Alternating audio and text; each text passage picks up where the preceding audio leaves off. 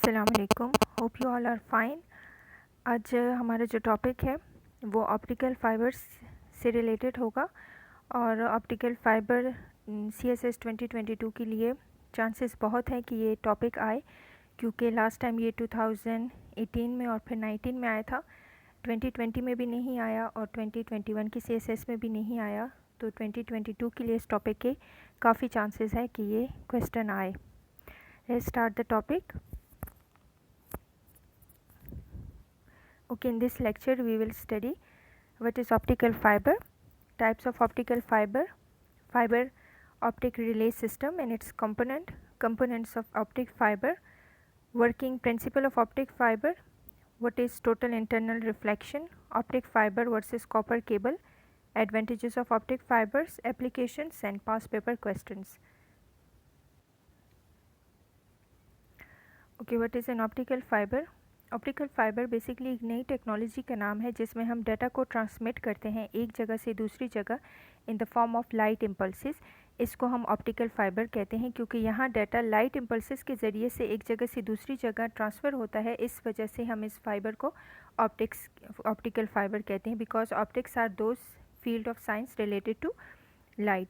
So optical fiber is basically a technology which is associated with data transmission using light impulses that is traveling through a long optical fiber which is usually made up of plastic or glass. Or we can also define optical fiber as a medium for carrying the information from one point to another point in the form of light.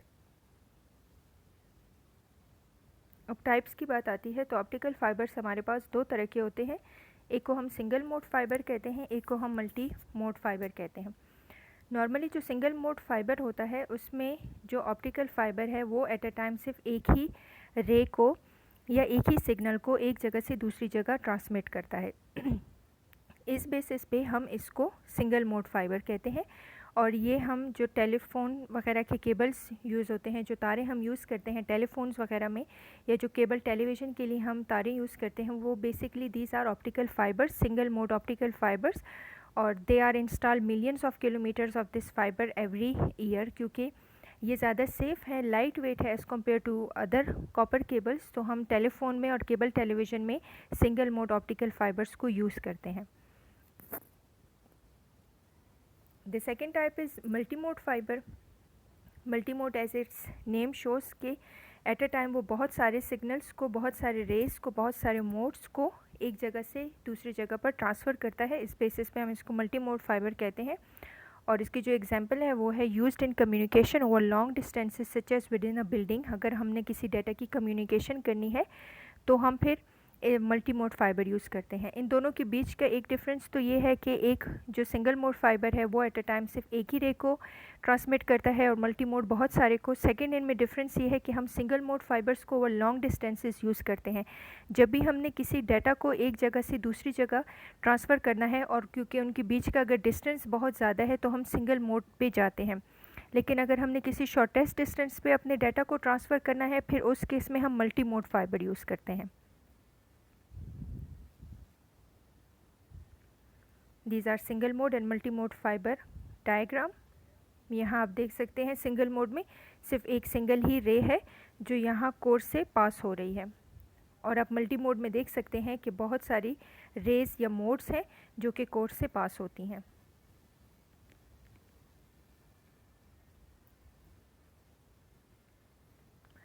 Okay, what is optic fibre optic relay system क्या होता है? Basically सबसे पहले fibre को और fibre के components को define करने से पहले मैं आपको फ़ाइबर ऑप्टिक रिले सिस्टम के बारे में बता दूं। ये वो सिस्टम है जिसमें हम ट्रांसमीटर को यूज़ करते हैं। हम एक सोर्स देते हैं, एक इलेक्ट्रिक इनपुट देते हैं, वो इलेक्ट्रिक इनपुट इलेक्ट्रिकल सिग्नल्स को लेकर जाता है, और फिर ट्रांसमीटर हमारा सबसे पहले डिवाइस होता है जो उनको एक्सेप्ट करता है और उन इलेक्ट्रिकल सिग्नल्स को कन्वर्ट कर देता है लाइट सिग्नल में। अब वो लाइट सिग्नल में इसको क्यों कन्वर्ट करता है? क्योंकि जो हमारा ऑप्टिकल फाइबर है, because it is optical fibre, तो ये जो डाटा है उसको सिर्फ लाइट की फॉर्म में ही ट्रांसमिट कर सकता है। तो इस बेसिस पे जो हमारा ट्रांसमीटर है ये वो पहला डिवाइस है जो कि इलेक्ट्रिकल सिग्नल्स को लाइट सिग्नल्स में कन्वर्ट कर देता है। फिर सेकंड चीज़ आती है हमारे इस सिस्टम में ऑप्टिकल फाइबर। ये वो मीडियम है जो अब ये कन्वर्टेड लाइट इम्पल्सेस को वापस अपनी दूसरी जगह तक पहुंचाएगा in the form of light. फिर थर्ड चीज़ आती है इसमें ऑप्टिकल रिसीवर। ये वो डिवाइस है जो light signals optical fibre transmit कर रहा है दूसरे पॉइंट पर, तो ये वहाँ उनको एक्सेप्ट कर देता है और दोबारा से उसको इलेक्ट्रिकल सिग्नल में कन्वर्ट कर देता है। फिर आता है ऑप्टिकल रीजनरेटर। तो optical regenerator is necessary for long distances data transmission. जब हम करते हैं तो हम ऑप्टिकल रीजनरेटर यूज़ करते हैं जो बार बार ये इम्पल्सेस रीजनरेट कर सके। So these are basically fibre optical relay system कि हम ऑप्टिकल फाइबर्स को कैसे यूज़ करते हैं और ये पूरा का पूरा सिस्टम कैसे चलता है। This is the example of optic fibre relay system. यहाँ आप लोग देख सकते हैं ये इलेक्ट्रॉनिक इनपुट हम देते हैं। फॉर एग्जांपल अगर हमने कोई फ़ोन है, जैसे फ़ोन का एक रिसीवर एंड होता है, एक ट्रांसमीटर एंड होता है, तो बेसिकली जो इनपुट होता है वो इलेक्ट्रिकल फॉर्म में जाता है। फिर ये यहाँ पर सोर्स ड्राइवर है और ये ट्रांसमीटर है। ट्रांसमीटर इस इलेक्ट्रिकल सिग्नल को कन्वर्ट कर देता है लाइट सिग्नल में। यहाँ पे वो कैसे कन्वर्जन करता है, यहाँ लेज़र और एलईडी होता है जिसके ज़रिए से वो लाइट सिग्नल्स में कन्वर्ट कर देता है। फिर ये हमारा ऑप्टिकल फाइबर है। ऑप्टिकल फाइबर अब इस लाइट इम्पल्सिस को पास करेगा। लेट्स से ये पॉइंट ए है और इसने यहाँ पॉइंट बी तक इस डाटा को ट्रांसफ़र करना है हमने। तो ये पॉइंट ए से पॉइंट बी तक लाइट इम्पल्सिस में लेकर जाता है। फिर यहाँ जो हमारा लास्ट वाला है ये रिसीवर डिवाइस है। रिसीवर डिवाइस जो है यहाँ पे फ़ोटो डिटेक्टर्स लगे हुए हैं, ये इन लाइट इम्पल्सिस को एक्सेप्ट कर लेता है। वहाँ लाइट इम्पल्सेस पहुँचती हैं, इसके बाद वो उसको वापस कन्वर्ट कर देता है इलेक्ट्रॉनिक आउटपुट में। यानी जो हमारा मेन डाटा था वो यहाँ फाइबर रिले सिस्टम में इंटर भी एज एन इलेक्ट्रॉनिक सिग्नल के फॉर्म में हुआ था और वो यहाँ से आउट भी इलेक्ट्रॉनिक सिग्नल की फॉर्म में होता है। बीच में हम उसको लाइट सिग्नल में इसीलिए कन्वर्ट करते हैं क्योंकि हमारे जो फाइबर ऑप्टिक्स हैं ये लाइट सिग्नल्स को ही सिर्फ ट्रांसमिट कर सकते हैं।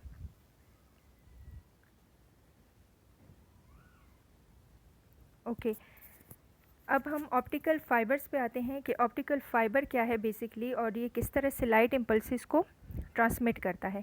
ऑप्टिकल फाइबर के अपने कुछ कंपोनेंट्स हैं। जो इनर मोस्ट कंपोनेंट है ऑप्टिकल फाइबर का, ये या तो ग्लास से मिलकर बना होता है या फिर ग्लास कंबाइंड विद सिलिका। इसको हम कोर कहते हैं। The inner most part of an optical fibre is called core which is made up of a glass.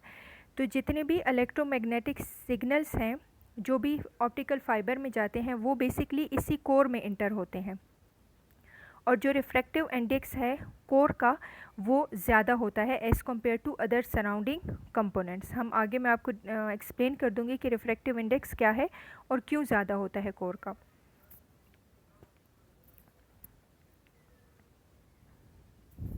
This is optical fibre. ये लाइट रे है, ठीक है, जो ट्रांसमीटर कन्वर्ट कर देता है इलेक्ट्रिकल सिग्नल्स को लाइट सिग्नल्स में, वो यहाँ जाती हैं कोर में इंटर होती हैं। तो जितनी भी सिग्नल्स ऑप्टिकल फाइबर्स में जाती हैं वो बेसिकली कोर में इंटर होती है। कोर ग्लास के मटेरियल का बना होता है, इसका रिफ्रैक्टिव इंडेक्स भी ज़्यादा होता है। अब ज़्यादा क्यों होता है हम इस पर आते हैं। जो कोर की आउटर कवरिंग है, core is surrounded by another component और इसको हम कहते हैं ग्लाइडिंग। ओके, ग्लाइडिंग क्या है? The core of the optical fibre is surrounded by another layer which is made up of a combination of a glass and silica. It has a refractive index slightly slower then the core. Core का refractive index ज़्यादा होता है और gliding का refractive index उससे थोड़ा सा कम होता है. So light rays travelling through the fibre core reflect of this core gliding interface with when they travel through the fibre by the total internal reflection. Refractive index में फ़र्क इसीलिए है क्योंकि हम चाहते हैं कि जो हमारा डाटा एक पॉइंट से दूसरे पॉइंट तक ट्रांसफ़र हो रहा है वो विदाउट एनी लॉस ट्रांसफ़र हो जाए और वो साइड पर उसकी रिफ्लेक्शन ना हो. इस वजह से हम क्या करते हैं कि हम जो कोर है उसका रिफ्रैक्टिव इंडेक्स ज़्यादा रखते हैं ताकि जो लाइट रेज इससे निकलती हैं वो बजाय रिफ्रैक्ट होने के ग्लाइडिंग में वो वापस आ जाए कोर की तरफ, ताकि वो एंड में रिसीवर एंड तक एसएच ही पहुंच जाए जैसे ट्रांसमीटर से वो निकली थी. तो इस बेसिस पे हम जो कोर है उसका रिफ्रैक्टिव इंडेक्स ज़्यादा रखते हैं, ताकि जितनी भी रेज़ इंटर हुई थी कोर में वो वापस कोर में ही जाएं, वो इधर उधर उनकी रिफ्रैक्शन ना हो और वो लॉस ना हो। फिर ग्लैडिंग के ऊपर भी एक बफर जैकेट लगाया जाता है। The outer covering of the clad is known as buffer jacket, और ये यूजुअली प्लास्टिक से बना होता है, और इसका फंक्शन क्या है कि ये प्रोटेक्ट करता है कोर और ग्लैडिंग को किसी भी इंटरनल मैकेनिकल प्रेशर से, उनको प्रोटेक्शन देता है। फिर बफर जैकेट के ऊपर भी एक और प्रोटेक्टिव लेयर है जिसे हम आउटर जैकेट कहते हैं। ये भी, इसका भी फंक्शन मेनली ये है कि ये मुख्तलिफ़ किस्म के पोल्यूटेंट से, सॉल्वेंट से ये फाइबर, ऑप्टिक फाइबर को प्रोटेक्ट करता है। So these are main 4 points of the optical fibre, जिसमें सबसे इनर जो पॉइंट, जो सबसे इनर कंपोनेंट है वो कोर है। कोर के सराउंडिंग में ग्लैडिंग है, फिर ग्लैडिंग के सराउंडिंग में प्रोटेक्टिव लेयर है जिसे हम बफर जैकेट कहते हैं, फिर उससे ऊपर जो है आउटर जैकेट है। The most important point is what is the working principle of optical fibre, कि किस प्रिंसिपल के बेस पे ऑप्टिकल फाइबर काम करता है। तो मैं आपको उस प्रिंसिपल से पहले एक बैकग्राउंड देती हूँ कि जो लाइट रेस होते हैं वो हमेशा एक स्ट्रेट लाइन में ही, जो लाइट रेस हैं वो ट्रैवल करती हैं। तो अगर ये स्ट्रेट लाइन में ही ट्रैवल करती हैं, so unless there is a long straight wire without any bends at all, harnessing this advantage will be very tedious. मतलब इसका ये है कि लाइट रेस चूँकि बिल्कुल स्ट्रेट लाइन में ट्रैवल करती हैं, तो अगर आपने जो ऑप्टिकल फाइबर्स हैं ये किसी स्ट्रेट पाथ पर ही इनको इंस्टॉल किया हुआ है, उस टाइम तक तो ये जो रेस हैं ये पास हो जाएंगी। लेकिन क्योंकि ऐसा पॉसिबल नहीं है, बीच में बहुत सारे ऑब्स्टिकल्स आते हैं, तो हम ऑप्टिकल फाइबर्स को बिल्कुल एक स्ट्रेट लाइन में इंस्टॉल नहीं कर सकते। उनमें ऑप्टिकल फाइबर्स में बेंडिंग भी हो सकती है, या कोई रास्ते में ऑब्स्टिकल्स भी आ सकते हैं। तो इस केस में अगर लाइट रेस स्ट्रेट ट्रैवल करती हैं, तो इसका मतलब है कि जो हमारा डाटा है वो एक पॉइंट से दूसरे पॉइंट पर नहीं पहुंच सकता। तो इसलिए जो ऑप्टिकल फाइबर्स है इनमें टोटल इंटरनल रिफ्लेक्शन को यूज़ किया जाता है एज अ वर्किंग प्रिंसिपल, क्योंकि टोटल इंटरनल रिफ्लेक्शन में ये फ़ायदा है कि जो ऑप्टिकल फाइबर्स होते हैं वो लॉन्ग डिस्टेंसेस पे डाटा को बहुत ईज़िली ट्रांसमिट कर सकते हैं, और वो इसलिए ट्रांसफ़र कर देते हैं उनको क्योंकि ये इस वर्किंग प्रिंसिपल के बेसिस पे अगर बीच में ऑब्स्टिकल्स हैं या ऑप्टिकल फाइबर कहीं पर बेंडिंग भी उनकी हो जाती है, फिर भी जो डाटा है हमारा वो पहुंच जाता है दूसरे एंड तक। So this is the reason why we adopt total internal reflection as a working principle for the optical fibres. यहाँ हम पढ़ते हैं कि the optical fibre works on the principle of total internal reflection. Light rays can be use to transmit a long and a huge amount of data, but there is a problem: the light rays travel in a straight line. So unless there is a long straight wire without any bands at all, harnessing this advantage will be very tedious. Instead, the optical cables are designed such that they bend all the light rays inwards. Light rays travel continuously, bouncing off the optical fiber walls and transmitting end-to-end data. क्योंकि वो optical fibre में, हम खुद optical fibre में एक ऐसा working principle adopt कर रहे हैं जो कि लाइट को बेंड कर देता है और वो कोर से बाहर नहीं जाता। तो इस बेसिस पे जो हमारा डाटा है वो एक एंड से दूसरे एंड पर बहुत आसानी से ट्रांसफ़र हो जाता है। सो although the light signals do degrade over progressing distances depending on the purity of the material used, the loss is much less compared to the metal cables. Metal cables में क्योंकि data का loss बहुत ज़्यादा होता था, जो transmitter ends है वहाँ पर डाटा की अमाउंट और रिसीवर एंड पर डाटा की अमाउंट में बहुत फ़र्क होता था, बीच में बहुत लॉस होता था डाटा का। तो जो ऑप्टिकल फाइबर्स है हमारे, इससे हमें जो डाटा है उसका लॉस हमने काफ़ी हद तक कम कर दिया है। Okay, so the total internal reflection is the principle on which optical fiber communication is based. Now, what is total internal reflection? Total internal reflection basically कहते किसे हैं, मैं आपको डायग्रामेटिकली समझाती हूँ। टोटल इंटरनल रिफ्लेक्शन के लिए हमें कुछ कंडीशंस की ज़रूरत होती है। उसमें सबसे पहली कंडीशन हमारी ये है कि जो भी इंसिडेंट रे है, यानी ये इंसिडेंट रे है, आपके पास दो मीडियम हो, ये एक वाटर है और एयर है, और हमेशा जो इंसिडेंट रे है आपका वो आपके डेंसर मीडियम से लाइटर मीडियम की तरफ जाता हो। तो इस केस में जो वाटर है वो डेंसर मीडियम है और जो एयर है वो लाइटर मीडियम है। तो जब आपका इंसिडेंट रे किसी भी डेंसर मीडियम से, लेट से कोई ग्लास है उसके अंदर वाटर है और नीचे हमने कोई लाइट सोर्स दी हुई है, उस लाइट सोर्स से रेज निकलती हैं और जब वो इस मीडियम में इंटर होती हैं, इस डेंसर मीडियम में यानी वाटर में इंटर होती हैं, तो हम इन्हें इंसिडेंट रे कहते हैं। और जब भी कोई रे किसी डेंसर मीडियम में इंटर होती है और फिर लाइटर मीडियम की तरफ जाती है, तो ये इसको हम कहते हैं नॉर्मल। ठीक है, दो मीडियम के बीच में हम एक लाइन लगाते हैं जहाँ पर 90 डिग्री का एंगल बनता है और इसको हम कहते हैं नॉर्मल। तो जब भी इंसिडेंट रे किसी डेंसर मीडियम से लाइटर मीडियम की तरफ जाती है, so it bends away from the normal. ये नॉर्मल है हमारा 90 डिग्री, ये इससे अवे बेंड कर जाती है, इससे अवे रिफ्रैक्ट हो जाती है। अब एक ऐसा टाइम आता है कि हम अपने इंसिडेंट रे का ये जो एंगल है, जो इंसिडेंट रे नॉर्मल के साथ बनाता है, इसे हम इंसिडेंट एंगल कहते हैं। अगर हम इस इंसिडेंट एंगल को बढ़ा दें, ज़्यादा कर दें, तो जो लाइट रिफ्रैक्ट हो रही है, ये जो लाइट रिफ्रैक्ट हो रही है लेसर मीडियम में, ये हमारा लेसर मीडियम है, यहाँ पे जो लाइट रिफ्लेक्ट हो रही है ये it will reflect more towards this line. जो बाउंड्री है इसकी तरफ ये ज़्यादा आ जाएगी। मीन्स आप जितना इंसिडेंट रे का एंगल बढ़ाएंगे, आपके जो ये रिफ्रैक्टेड रे है ये आपके नॉर्मल से उतना ही अवे जाएगा। अब इस केस में आप देख रहे हैं कि हम इतना ये एंगल बना चुके हैं कि ये हमारा नॉर्मल है, ये हमारा नॉर्मल है और ये जो रिफ्रैक्टेड रे है ये इस दोनों मीडियम की बिल्कुल बाउंड्री पे आ चुकी है। जब ये यहाँ पे आ जाती है, इसको अब हम कहते हैं क्रिटिकल एंगल। जब भी आपका इंसिडेंट रे और आपके इंसिडेंट रे से बनने वाला जो एंगल है वो इतना ज़्यादा हो कि आपका ये जो रिफ्रैक्ट हो रहा है रे, ये तो पहले आपके नॉर्मल से अवे जाए।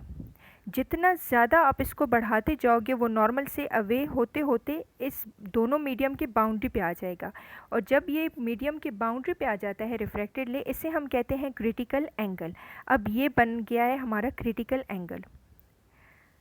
अब एक मैंने आपको कंडीशन बताई टोटल इंटरनल रिफ्लेक्शन की कि आपकी जो इंसिडेंट रे है वो हमेशा आपके डेंसर मीडियम से लाइटर मीडियम की तरफ जाएगी, यानी इस केस में वो वाटर से एयर की तरफ जा रही है। ठीक है, सेकंड कंडीशन क्या है कि आपने टोटल इंटरनल रिफ्लेक्शन की अगर मैकेनिज़्म को अप्लाई करना है तो आपने हमेशा अपने इंसिडेंट रे को अपने क्रिटिकल एंगल से ज़्यादा रखना होगा। ठीक है, अब यहाँ पे हमारा जो इंसिडेंट रे था, ठीक है, इसका जो एंगल था वो कम था, तो ये जो रिफ्लेक्टेड रे है ये नॉर्मल से अवे चली गई है, लेकिन ये अभी बाउंड्री पे नहीं आई। अभी हमने अपने इंसिडेंट रे को इतना बढ़ा दिया है कि ये जो रिफ्रैक्टेड रे है ये यहाँ पे इनकी बाउंड्री पे आ गई और इसने रिफ्रैक्टिव क्रिटिकल एंगल बना दिया। अब हम क्या करेंगे कि इसको अपने इंसिडेंट रे को मज़ीद इसका एंगल बढ़ा देंगे। और एंगल बढ़ाने से क्या मुराद है, अब यहाँ पे आप देखें, आप ये रे ऐसे जा रही है, यहाँ पे रे ये ऐसे जा रही है, और इस केस में इसको हमने मज़ीद इसका एंगल नॉर्मल के साथ बढ़ा दिया है। तो ये जो रे है, रिफ्रैक्टेड रे है, अब ये रिफ्रैक्शन नहीं करेगी बल्कि ये वापस इसी मीडियम में आ जाएगी। इसको हम कहते हैं रिफ्लेक्शन।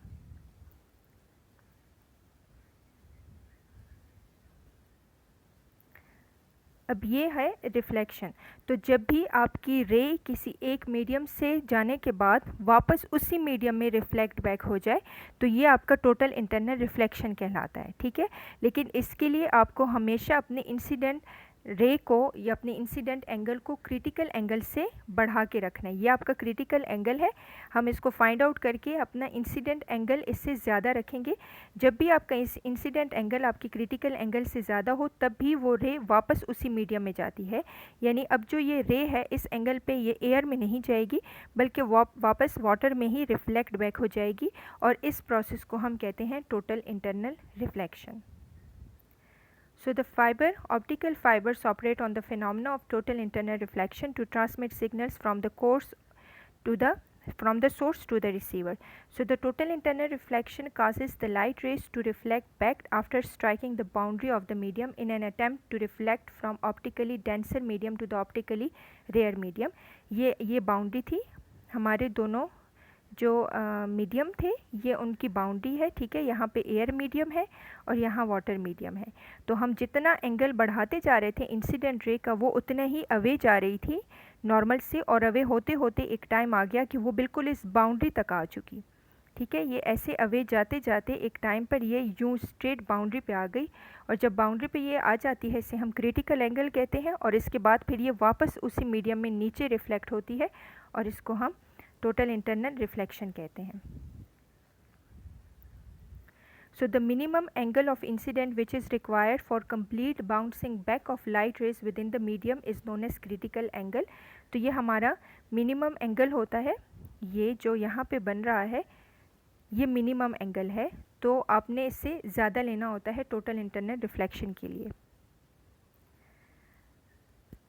अब ये कोर है, यहाँ लाइट आ रही है, और ये लाइट क्योंकि कोर का मीडियम ज़्यादा है, कोर का रिफ्रैक्टिव इंडेक्स ज़्यादा है, ग्लाइडिंग जो है इसके ऊपर का जो कंपोनेंट है, हिस्सा है, ये कम डेंस होता है, इसकी डेंसिटी कम होती है।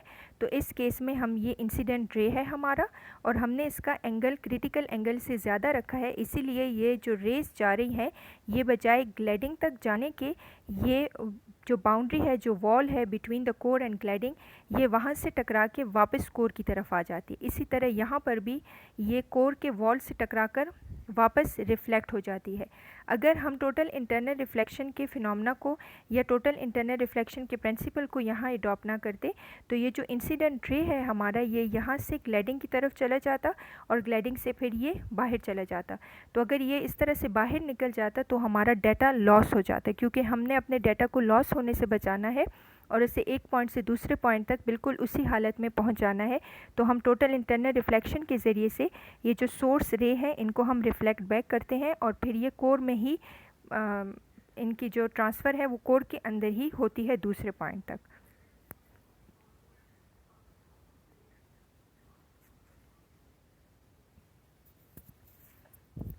So the core carries the light signals, the gliding lower refractive index than the core to make total internal reflection happen। अगर आप ग्लाइडिंग का रिफ्रैक्टिव इंडेक्स ज़्यादा रखेंगे कोर से, तो जो लाइट रेस हैं वो कोर से ग्लाइडिंग तक चली जाएंगी और वो वापस बाउंस बैक नहीं होंगी कोर में, और हमारा डाटा लॉस हो जाएगा।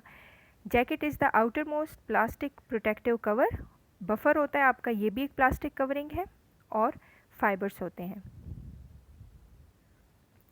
एडवांटेजेस क्या है ऑप्टिकल फाइबर के और आम जो केबल हम यूज़ करते हैं?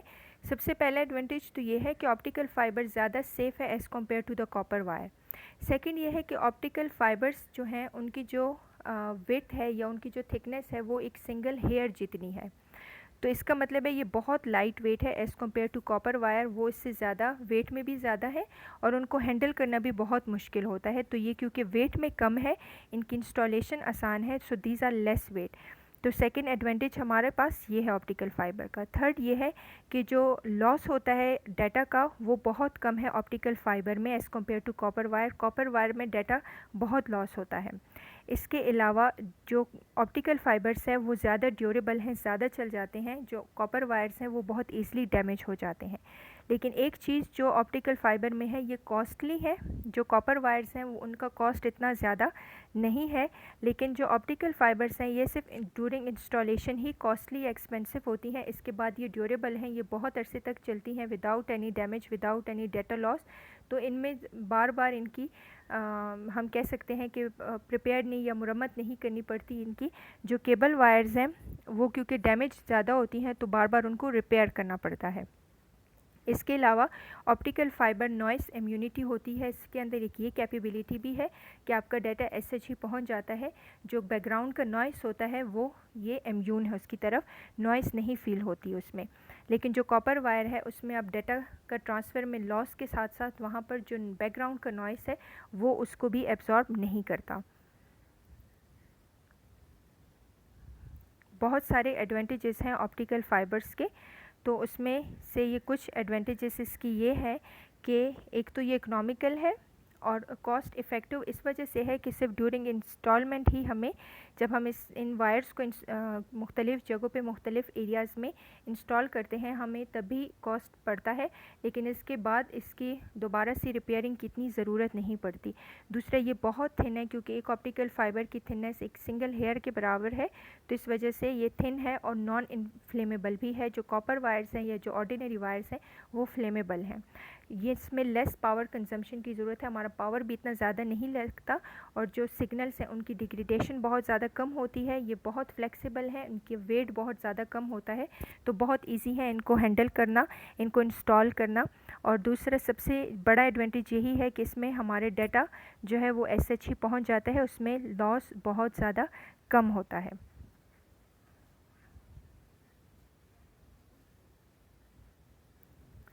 फिर इनकी कौन कौन सी एप्लीकेशंस हैं, हम कम्युनिकेशंस में इनको यूज़ करते हैं, हम टेलीफोन्स में यूज़ करते हैं, केबल वायर्स में जो यूज़ होती हैं वो भी ऑप्टिकल फ़ाइबर से मिलकर बनी है। मुख्तलिफ़ फार्मास्यूटिकल इंडस्ट्रीज़ में ऑप्टिकल फ़ाइबर्स को यूज़ करते हैं, स्पेक्ट्रोस्कोपी में हम ऑप्टिकल फ़ाइबर्स यूज़ करते हैं, बायोलॉजी में, medical sciences, petrochemicals, food and beverage industry में, प्लास्टिक इंडस्ट्री में, study of soil samples, understanding the basic chemical reactions, energy and military services.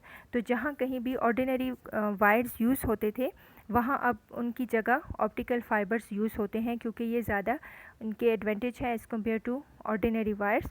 तो हम इनको बहुत सारी इंडस्ट्रीज़ में ऑप्टिकल फ़ाइबर्स यूज़ करते हैं, इनकी एप्लीकेशंस बहुत सारी इंडस्ट्रीज़ में हैं। These are few of the past question papers. 2016 CSS में उन्होंने पूछा था कि right a note on optical fibres. 2018 में उन्होंने कहा था कि how an optical fibre is constructed, हम ये डिस्कस कर चुके हैं। उसके कंपोनेंट्स कैसे होते हैं, कोर होता है, ग्लैडिंग होता है, और ये किस तरह कंस्ट्रक्ट किया जाता है। फिर ऑप्टिकल फाइबर के बाद पूरा एक फ़ाइबर रिले सिस्टम कैसे बनता है, उसमें ट्रांसमीटर होते हैं, रिसीवर होते हैं, and how it is helpful in transmitting electromagnetic radiations. ये किस तरह से हेल्पफुल है, क्योंकि ये ऑप्टिकल फाइबर्स है तो लाइट इम्पल्सिस में ये डाटा को ट्रांसफ़र करता है लाइट इम्पल्सिस के फॉर्म में, और डाटा का लॉस बहुत कम होता है, सिग्नल की डिग्रेडेशन बहुत कम होती है, और क्योंकि ये लाइट वेट है, हैंडल ये हम ईज़िली करते हैं, ड्यूरेबल भी हैं, रिपेयर की ज़रूरत नहीं होती, तो ये बहुत ईज़िली हमारे जो रेडिएशंस हैं, इलेक्ट्रोमैग्नेटिक रेडिएशंस हैं, ये ओवर लॉन्ग डिस्टेंसेस एक पॉइंट से दूसरे पॉइंट तक पहुंचा देती हैं। जबकि जो ऑर्डिनरी केबल्स हैं उनमें लिमिटेशन ये है कि आप उनको लॉन्ग डिस्टेंसेस में नहीं यूज़ कर सकते, और अगर आप उनको यूज़ कर भी दो तो वो बार बार रिपेयर करना पड़ता है, वो बहुत ईज़िली डैमेज हो जाते हैं। लेकिन इस केस में हम जो ऑप्टिकल फाइबर्स है इसको आप बहुत लॉन्ग डिस्टेंसेस पे यूज़ कर सकते हो, इनकी लिमिटेशंस बहुत कम है, तो इस वजह से हम अपने डाटा को एक जगह से दूसरी जगह ईज़िली ट्रांसफ़र कर सकते हैं। 2019 में आया था कि give brief account of optical fibres and what is their importance in present day telecommunication system में ऑप्टिकल फाइबर्स के बहुत ज़्यादा इंपॉर्टेंस है। अभी हमने इंडस्ट्रीज़ मुख्तलिफ़ किस्म की बताई थी आपको एप्लीकेशंस में कि प्लास्टिक इंडस्ट्रीज़ में ये लोग यूज़ करते हैं, जितने भी वायर्स हैं वो ऑप्टिकल फाइबर से ही मिलकर बने होते हैं। इसके अलावा जो मेडिकल साइंसेज में भी हम ऑप्टिकल फाइबर्स यूज़ करते हैं। बाकी जितनी टेलीकम्युनिकेशन इंडस्ट्रीज़ हैं, टेलीकम्युनिकेशन सिस्टम है, हम उनमें ऑप्टिकल फाइबर्स को ही यूज़ करते हैं। तो ये 2019 में आया था, फिर 20 में और 2021 में ऑप्टिकल फाइबर से रिलेटेड कोई क्वेश्चन नहीं आया। तो बहुत चांसेस हैं कि ये टॉपिक CSS में आए, क्योंकि ये मोस्ट इम्पॉर्टेंट टॉपिक है फ़िज़िकल साइंसेस का, और इससे रिलेटेड क्वेश्चंस काफ़ी आते हैं CSS में। तो 2022 के लिए इस टॉपिक के काफ़ी चांसेस हैं कि ये क्वेश्चन आ जाए। सो this is all about optical fibre. Thank you so much and best of luck for your exams.